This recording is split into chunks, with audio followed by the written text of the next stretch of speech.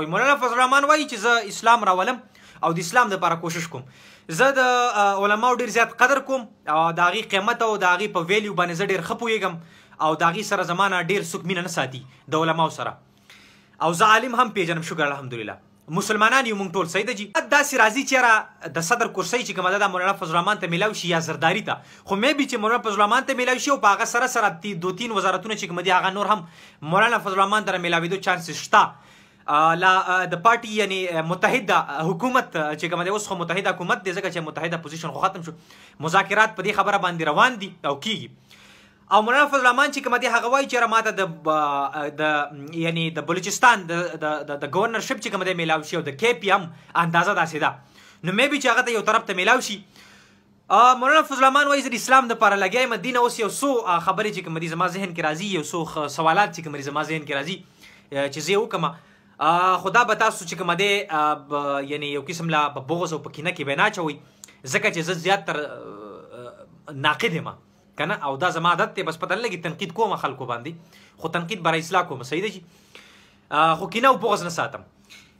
مولانا فضل الرحمن ته که صدارت کرسۍ میلاو شوه، هغه ته به مختلف قسم کې صدارتي چې کوم هغه سره اختیار وي هغه به ورته میلاو شي. دویمه خبره دا ده چې دا د اپوزیشن یعنی تقریبا 200 ممبرز یا 199 ممبرز چې اسمبلی چې کوم دي دا راغونډولی شي د حکومت د ګزارولو دپاره، یعنی د حکومت د ګزارولو د هغې د غورځولو د عمران خان د غورځولو دپاره 299 ممبرز چې کوم دي دا مولانا فضل الرحمن ګدر کولی شي. په هغه کې 20 ممبرز چې کوم دي د قامي اسمبلی دا د هغه نه ناراض کولی شي او هغه په اپوزیشن په پړله کې اچولی شي، او د هغې سره سره دغه 177 د هغې نه غیر یعنی هغه کې اتحادیان هم دي، هغې سره مذاکرات کولی شي، د اپوزیشن صدارت کولی شي، دا هر څه کولی شي. خو اوس به زه د مولانا فضل الرحمن ومنم چې هغه په اسلام دپاره څومره خواهش لري، د اسلام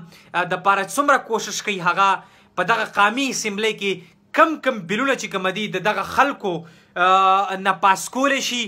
او دغه خلک په دې باور کولی شي چې تاسو د اسلام د په حق کې د اسلامي قانون په حق کې دا یو قسم له بل چې کومه دی پاس کوي، ځکه چې دا د مولانا فضل الرحمن په مشترکه طور باندې هغه د متحده اپوزیشن یو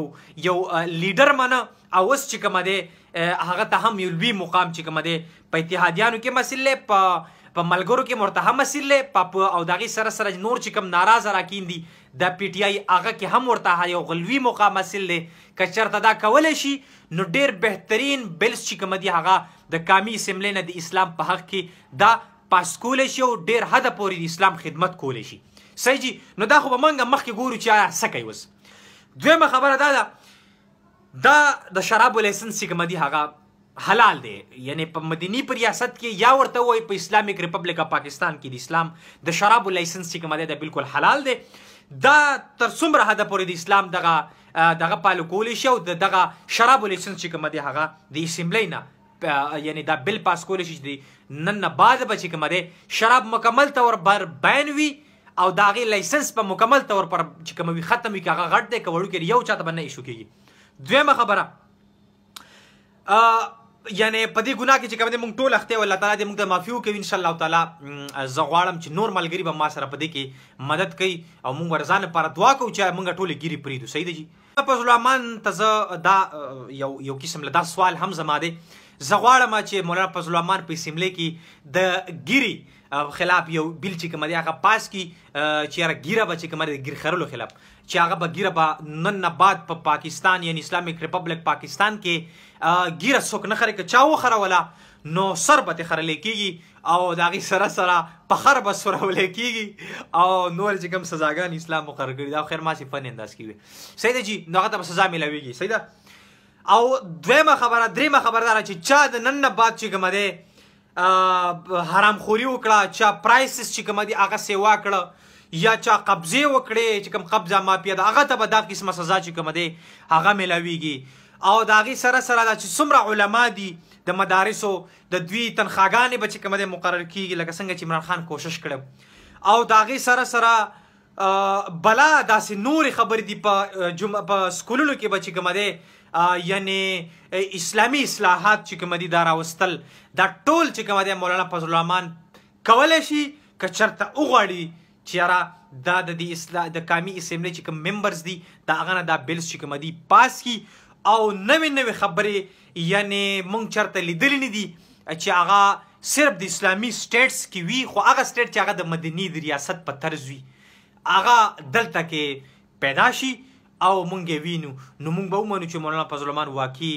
اسلام دپاره لګیا دی او د اسلام دپاره کوشش کوي صحیح جي نو فتوې نه اجتناب وکړي ما باندې فتوا مه لګوئ زه یو غریب عاجز غوندې سړی یم صحیح ده جي او د صحافت یو وړوکی غوندې سټوډنټ یم ډېر زیات کمزوری صحیح ده جي نو د دې کم علم مطابق تاسو ته چې کومې خبرې ما وکړلې نو زه وایم چې دا به ډېرې اهم به وي او ډېرې ګټورې به وي چې په دې باندې موږ سوچ هسې لږ